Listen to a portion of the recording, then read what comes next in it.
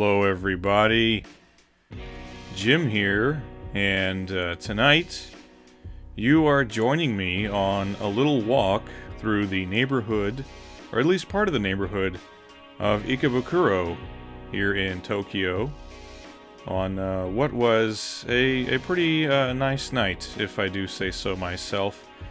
I got started right around sunset.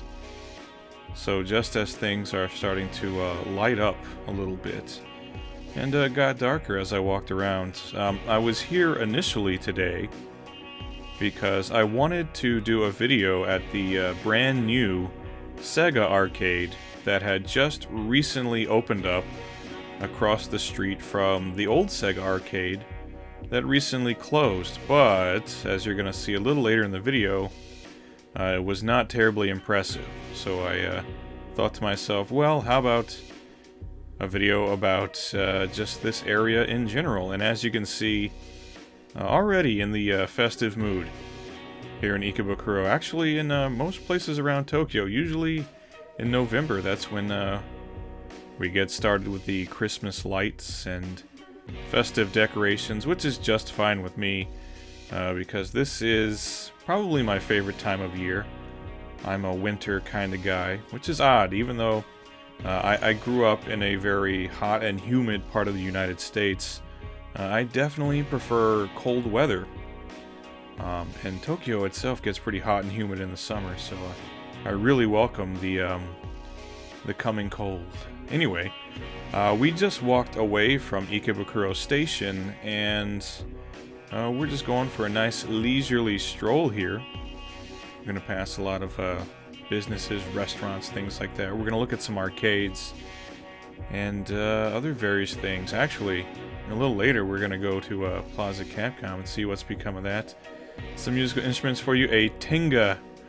It said tenga arimasu. We have tenga, which if you don't know what tenga is, maybe you should brush up. Do a little bit of research. But they're letting us know loud and proud. They got them. You want them? We got them. So it's nice, see everybody out with their, dressed for a little bit cooler weather, bundled up nicely. Up there you could just see it passing by. It's a bus with, I think they're advertising probably some sort of girls bar or something like that. But they were being quite loud and boisterous. They definitely want you to go and enjoy all that their girls bar has to offer. Which, I've never been to a quote-unquote girls bar, a hostess bar. I've been to maid cafes, and one in particular that was more like a maid bar. It wasn't a cafe per se. You went in and drank and hung out with maids. As we have a look around, some side streets, lots of side streets here in Ikebukuro, actually all over Tokyo. What I learned about the city planning of Tokyo is that it's what's referred to as organic city planning, which in layman's terms means there's not much rhyme or reason to it, and I don't know about you, but for some reason I feel like a little bit of blackjack, maybe some slots right about now. That's something, somehow they sold me on that idea. But yeah, organic planning is how they refer to the city planning of Tokyo, which basically means if you take a look at it from like overhead, like an overworld map, kind of looks like a big spider web, but less orderly than a spider web. It's the exact opposite of a city like New York, for example, which is like a big grid.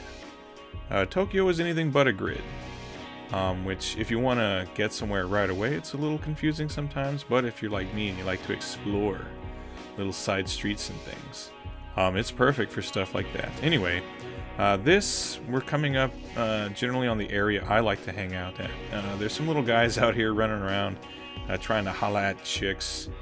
Usually they try to talk to chicks too, doing various jobs, and there are even little signs posted around that say, hey, ignore the guys that ask you if you want to do certain jobs for them, as we pass by a phone booth where apparently someone was in fact murdered. I don't know. I'm just making that up, but kind of looked like it, didn't it? So here we come. This is generally the area I like to hang out in. This is sort of where some arcades are. as well as Book Off and some nice eateries, including TGI Fridays, which is a favorite of mine. This, I guess the pronunciation, Adores, which is hello, Santa. These are kind of your run-of-the-mill game centers here in Tokyo, as we look at all this schnazzy gachapon they got. So they're going to have a lot of your typical stuff in here. Usually there's a whole lot of UFO catchers, crane games, purikura booths, but usually they'll make room for some of the games people enjoy. As we come up and have a look here, and we have a winner! Lucky lady. You know, I never win anything in these damn things. Got some Tom and Jerry, which is lovely. Which, oddly enough, I've seen several Tom and Jerry things around recently. Is there some sort of Tom and Jerry resurgence going on that I am not aware of? Could be. And some smaller, tiny little crane games. But yeah, a lot of arcades, modern arcades in Japan look a lot like that. Mostly crane games and, you know, maybe things to that effect. And then you'll get maybe like some network games, some Gundam Extreme, maybe some like, you know, JoJo's Bizarre Adventure. That game's pretty popular now. Round 1, which is nice. You can go in there and do all kinds of fun stuff. Which actually, they have Round 1 in, it's not just a Japanese thing, right? If I'm not mistaken, they have them in the US as well, maybe some other places. As we continue our stroll here in, I wish I knew the name of the street, something or other Dori, something Avenue. I don't know. I just noticed the street with the Book Off and around the corners TGI Fridays. This looks like it could be giving you some news, but it's not. It's just a big advertisement for the shop there. As we carry on. So yeah, this is an area that I do spend quite a bit of time hanging out in, because not far from here is Mikado, which is an amazing retro game arcade. Here is the Namco arcade. I recently made a video on that, and it was pretty fun. It's only a couple of floors, and like I said, there's plenty of UFO catchers and things, but, well, you can't fault them for trying to make a few bucks. But we got some Kimetsu no Yaiba. Actually, there's been a bunch of stuff about Kimetsu no Yaiba or Demon Slayer as of late, including at various arcades and things, and at Tokyo Skytree, they're doing some sort of event tied to Kimetsu no Yaiba. You got all these little things here. I understand it's very popular these days. Some of my co-workers love it, and some of my students really love it too. So I see a lot of Kimetsu no Yaiba stuff hanging around wherever I go. UFO catchers and arcades and everything like that, you name it. They got it. Big, cushy, plushy Kimetsu no Yaiba figures. So that's nice. We're going to walk around a little bit more here. We're going to go downstairs, take a look at some games, and you know, enjoy. Not play any games right now, unfortunately. And I believe right here I almost kill myself falling down the stairs. I wonder if it actually shows up in the video. I wasn't particularly paying very good attention to where I was putting my feet. There I go. That's fun that ended up on video, isn't it? Me almost falling and breaking my crazy neck. So this is the basement of the Namco arcade, and as you can see, it's a lot more arcadey. So we have actual games down here. So some Midnight Tune. There's some, I think, Initial D as well. More Kimetsu no Yaiba stuff. As I said earlier, lots of network games and these, you know, Gundam games of various types, which are pretty fun. They're kind of immersive.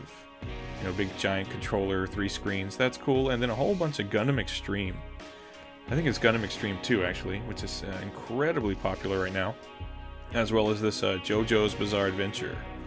Again, these are all network games, so you jump on and you play against people in other arcades around the country.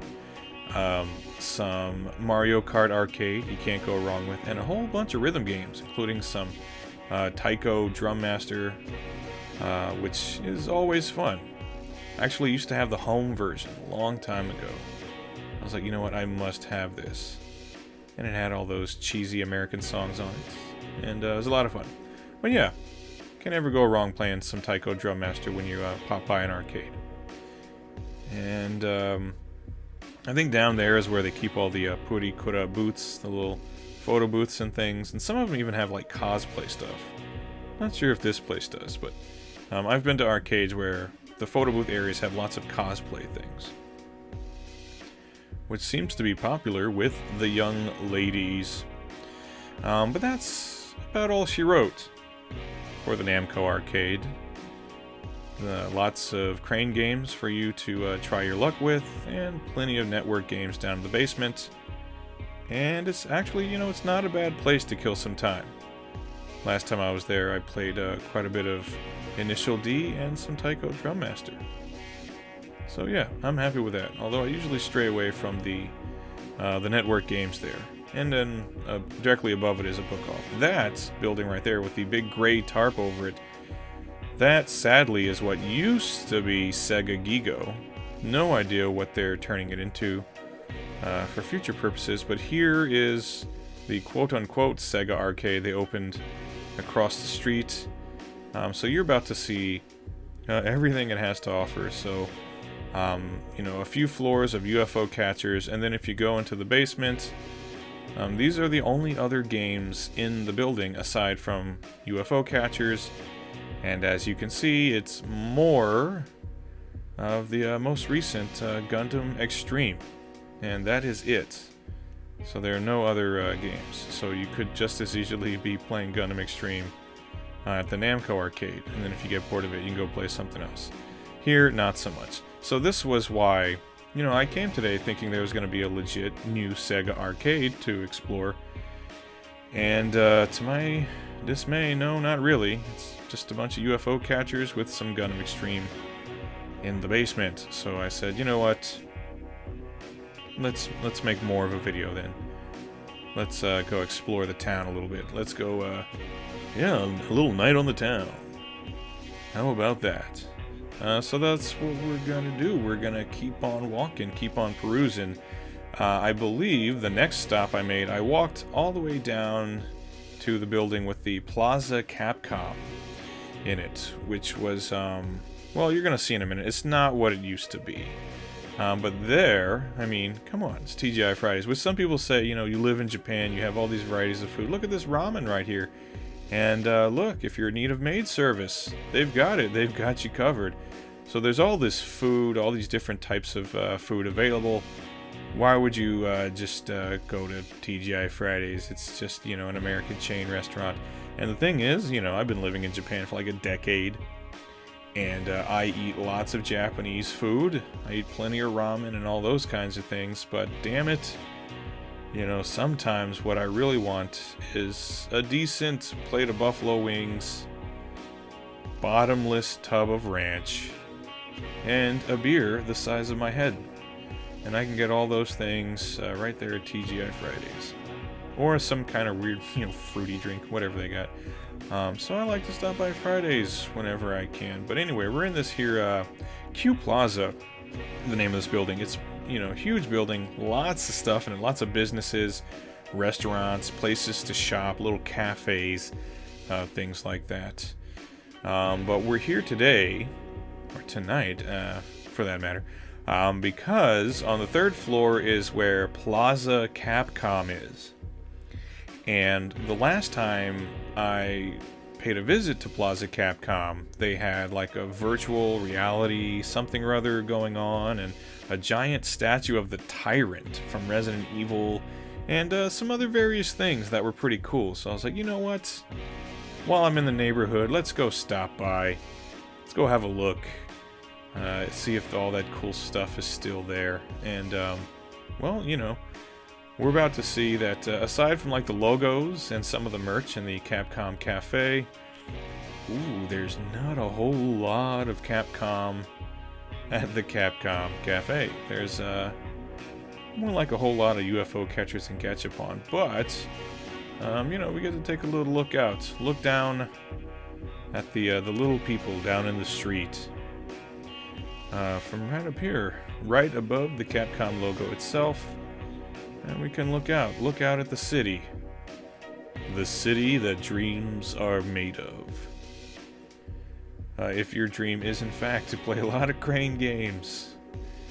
And maybe pal around with some mates, eat some ramen, sip some milk tea. Who knows? Who knows what people do with their time out here? Certainly not me, though. I'm a fine, upstanding gentleman.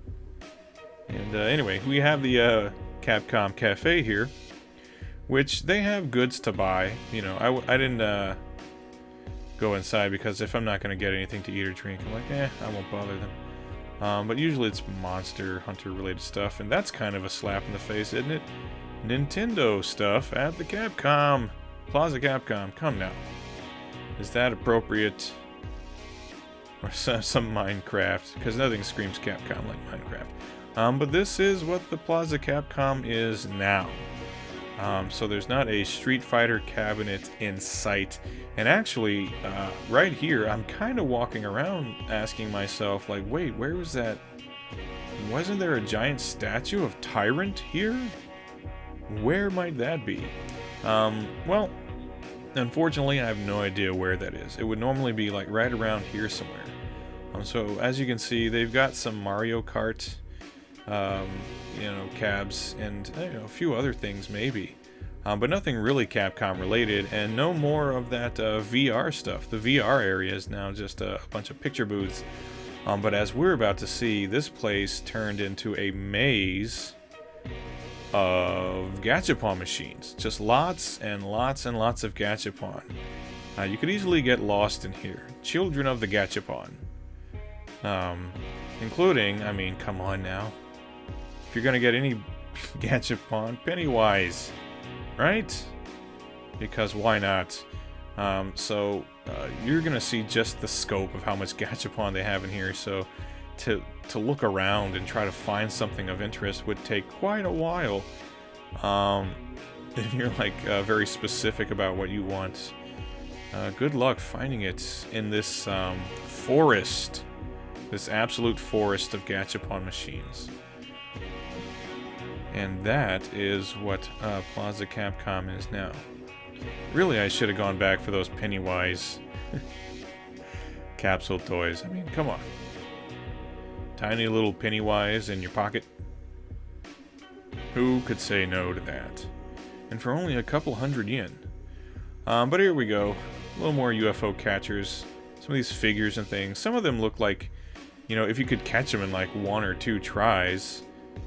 They don't look like they're cheap figures, They do look more or less like something you'd find in a figure shop, but, well, like I said, I don't really have a whole lot of luck with these. I don't know, but they do make them very eye-catching, don't they? It's like the colors of cotton candy in here.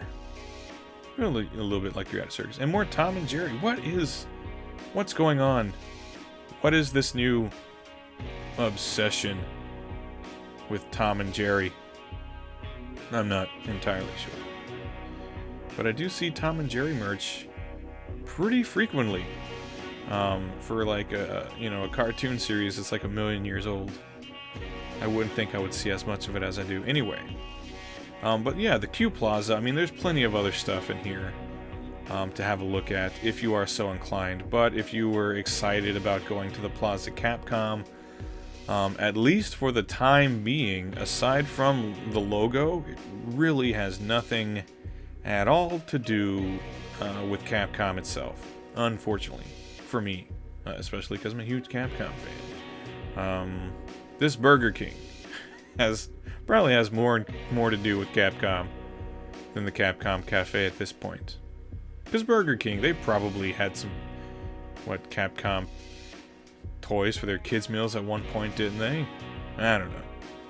Who knows? Anyway, that's it for the Q Plaza, but I decided to go ahead and walk down to the Super Potato as well. So if you ever wanted to know where the Super Potato is, it's a straight shot from the Q Plaza. So if you're so inclined, if you're still watching the video at this point, geez, but stick with me as I take a nice little walk down the Q Plaza. Maybe get a super dry afterwards. What? I'm not going to the Q. I left the Q Plaza. We're going to Super Potato. Yeah, walk with me as we go to Super Potato because I wanted to go pick up a few things and maybe shoot a little bit of video at the Ikebukuro Super Potato as well, because it's smaller than the Akihabara Super Potato, but they've got some pretty good stuff in there. Nice selection. As you can see, Sundown, more or less complete. As it's darker than when I started the video. Which, you know, for me, I'm a night owl, I guess you could say. I do like my nighttime, you know. And right now, you know, sunset is around 4:30 in the afternoon, so pretty early sunset. Some fresh fish in there, by golly. So fresh, they're actually still swimming. But yeah, just tons of ramen places. Here's a nice little hotel called Hotel, was it Oaza? In case you didn't know, it's the kind of hotel you can just pop in for a few hours. There's a mint card shop and other various things, and some convenience stores on the street as well. But yeah, this is my time of year. I'm a night owl. I like long nights. I like cold weather. And you know, Tokyo, it's just one of those places where it just feels like it should be nighttime all the time, because the places, you know, I mean, now there are literal Christmas trees, you know, dotted around, but Tokyo is one of those places where at night it's lit up like a Christmas tree. And it just feels like, you know what? It should be nighttime in Tokyo all the time. Can we figure out a way to do that? And again, another little side street there with some things to explore. Right next to the Super Potato. Can we come up with like one of those things like in Highlander 2, and it could just be over Tokyo, just blot out the sun, and it could just be night forever? That would be horrible though, wouldn't it? Anyway, there's the Super Potato. I'm gonna get inside and do a little hanging out. But anyway, that's it. So if you made it this far, thanks everybody for watching. Hope you enjoyed this little stroll around Ikebukuro, and I'll see you on the next video. So take care. See you then. Goodbye.